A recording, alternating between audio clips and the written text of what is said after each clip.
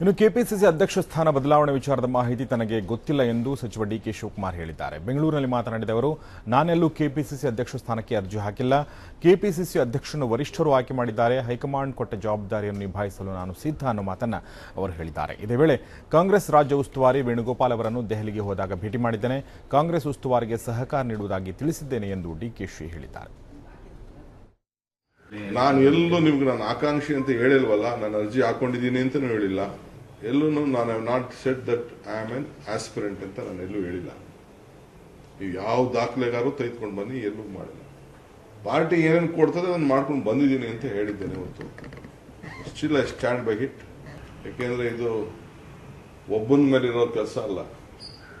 ಇಡೀ ನಮ್ಮ ಪಕ್ಷದ ಎಲ್ಲ ಮುಖಂಡರುಗಳು ಸಾಮೂಹಿಕವಾಗಿ ಒಗ್ಗಟ್ಟಿನಿಂದ ಚುನಾವಣೆಯನ್ನು ನಾವು ಎದುರಿಸಬೇಕು.